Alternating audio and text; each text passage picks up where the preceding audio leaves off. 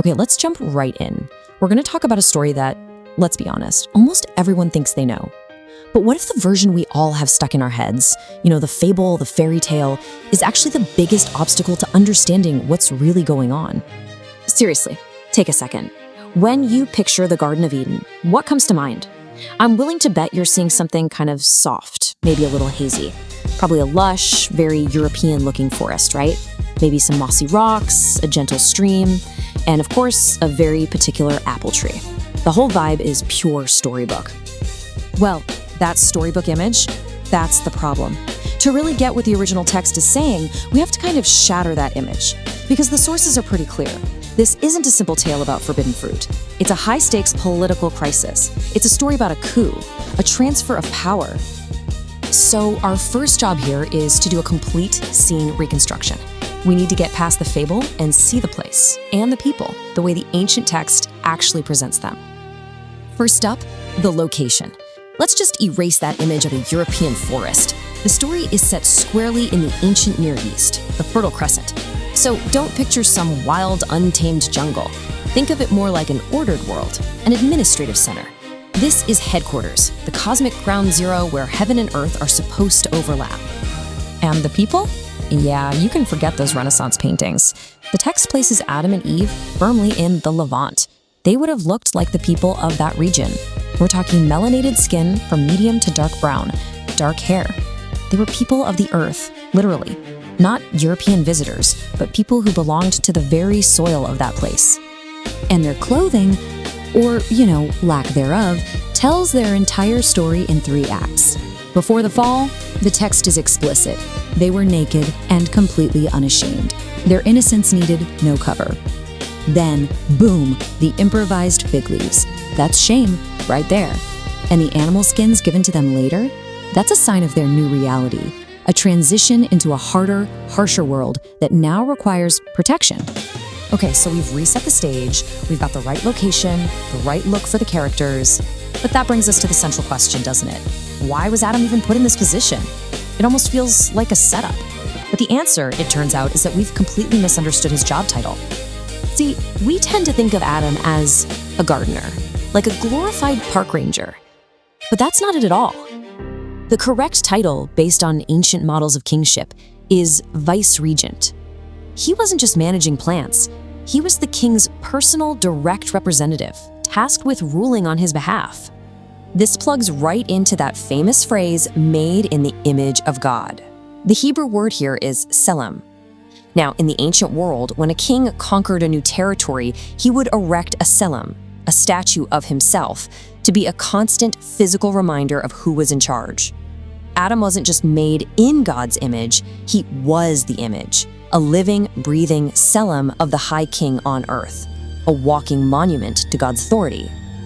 So what was his number one job? His primary directive? The Hebrew word used is shamar. We often translate this as tend or keep, which again sounds like landscaping. But shamar is a military and priestly term. It means to guard, to watch over, to protect. Adam's first job wasn't horticulture, it was security. He was the guardian of a sacred space. And this is what brings us to the moment of crisis. Because if Adam's primary job was security, we have to look at what happened next not as a simple slip-up, but as a deliberate political act, a coup, defined by one key failure, the treason of silence. The storybook version often implies Adam was off somewhere else, maybe naming squirrels or something. But the text itself is brutally, chillingly clear. Genesis 3:6 says Eve gave the fruit to her husband, who was with her. The Hebrew implies he was right there, standing next to her the whole time. This changes everything. He's standing there listening to a rival counselor publicly challenge the High King's explicit policy, and he, the guardian, the vice-regent, says absolutely nothing. And just to hammer the point home, the New Testament confirms it, stating plainly that Eve was deceived, but Adam was not deceived. He wasn't tricked. He deliberately stood down. He abdicated his post.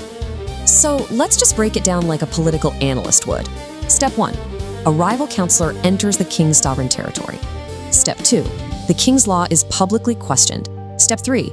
The guardian, whose entire job is to shamar, to protect, remains silent. And step 4, the bid for autonomy, for self-rule, is accepted. It's a textbook coup. Because we have to understand what the serpent was actually offering. That phrase, knowing good and evil, it wasn't just about gaining some new moral information. In that ancient political context, it was a legal phrase. It meant claiming the authority to decide for yourself what is good and evil. It was an offer to upgrade from administrator to sovereign, to make the law, not just uphold it. And with his silence, Adam co-signed the deal. This leads to that big what if, Why couldn't Adam just apologize and get his job back? Well, the problem is that his treason didn't just break a rule. It fundamentally broke the entire system. It caused permanent damage. Let me put it this way. If I come over to your house and I smash your window, I can apologize. And if it's a sincere apology, you can forgive me. Our relationship is repaired. But the window is still in a million pieces on your floor. My apology doesn't magically put the glass back together. And that's the crucial point here. Adam's failure caused two distinct kinds of damage. There was the legal guilt, the broken relationship with the king. That's the part an apology addresses. But there was also ontological corruption. The system itself was broken. A biological reality was altered. Sin and death entered the human operating system like a virus in the source code. And you can't say sorry to a virus. And this totally reframes the expulsion from the garden, doesn't it? We always see it as just punishment, but the text actually frames it as a containment strategy. It's as if God is saying, we cannot let them eat from the tree of life now and be locked into this broken, corrupted, dying state forever. That would be a true hell. So in a strange and terrible way, kicking them out was a mercy. It was a quarantine. So the system is broken, the virus is out, and the vice-regent has been disqualified. It sounds hopeless, but the story doesn't end there. The High King has a plan to reclaim that vacant office. Adam failed the test. The highest office for humanity, that role of vice-regent, was now officially vacant. And because he was our representative, all the consequences, that corruption, that brokenness, were passed down to all of us.